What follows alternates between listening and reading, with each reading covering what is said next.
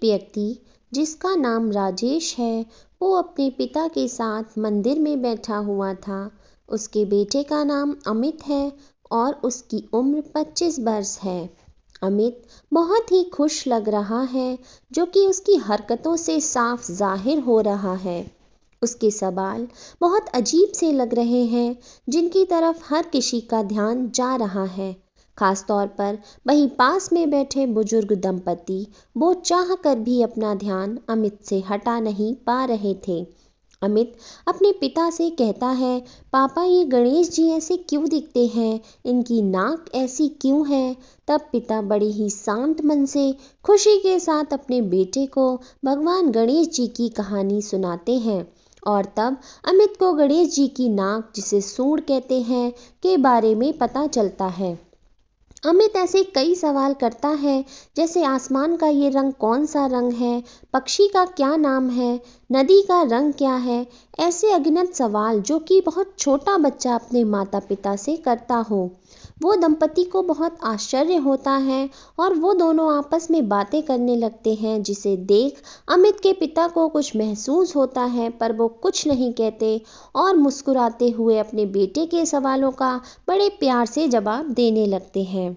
दोनों बुजुर्ग दंपति को बेचैनी होने लगती है और वो अमित पागल है ऐसा वहां बैठे सभी लोगों से कहने लगते हैं और अपनी जान पहचान में अमित की चर्चा करने लगते हैं। अगले दिन भी दंपति को अमित और राजेश मिलते हैं और इस बार वो दोनों अमित के पिता के पास पहुंच जाते हैं। वो उन्हें अमित को मेंटल चेकअप और ट्रीटमेंट की ज़रूरत है यह कहना चाहते हैं और बहुत ही अटक अटक कर असहजता से पूछते हैं, ये जो है क्या वो आपका बेटा है। राजेश कहता है, जी हाँ भाई साहब, ये मेरा बेटा अमित है। दंपति के मन में जो कुछ है वो राजेश को समझ आ रहा है। तभी राजेश दंपति से कहता है कि आप दोनों कुछ कहना चाहते हैं तो कह सकते हैं। तब दंपति हिम्मत करते हुए कहते हैं कि बुरा मत मानिएगा, आपने कभी अमित को किसी डॉक्टर को दिखाया।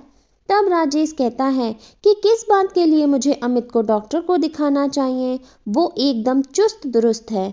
तब दंपति और अचरज में पड़ जाते हैं और संकुचाते हुए कहते हैं कि आपके बेटे की कद काठी को देख के लगता है कि यह 25 वर्ष का होगा, लेकिन इसकी हरकतों से लगता है ये कुछ 3 से 5 साल का है।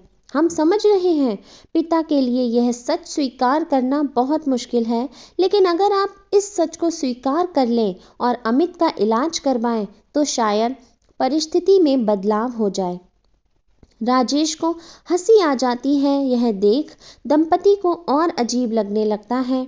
तब दंपति के चेहरे का भाव देख अमित के पिता उनसे कहते हैं कि भाई साहब, सच यह नहीं जो आप समझ रहे हैं। असल में अमित बचपन से ही देख नहीं सकता था, वो नेत्रहीन था। उसका ऑपरेशन हुआ है और मैं कल उसे सबसे पहले यहाँ लेकर आया। जिंदगी में पहली बार उसने अपनी आंखों से दुनिया देखी। जानता समझता वो सब है, लेकिन वो वापस अपने बचपन को जी रहा है और मैं भी उसका साथ दे रहा हूँ। यह सुन दंपति का सिर शर्म से झुक गया, क्योंकि उन्हें अपनी भूल का एहसास हो गया। कभी किसी को देखकर कोई सोच नहीं बनानी चाहिए।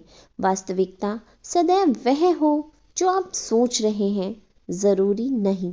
जिंदगी में कई बार ऐसा होता है, इसलिए हमें तथ्य को जानने के बाद भी कोई सोच बनानी चाहिए। दोस्तों, यह कहानी आपको कैसी लगी हमें कमेंट करके बताइए। रोज एक नई कहानी के लिए हमारे चैनल को सब्सक्राइब ज़रूर कीजिए।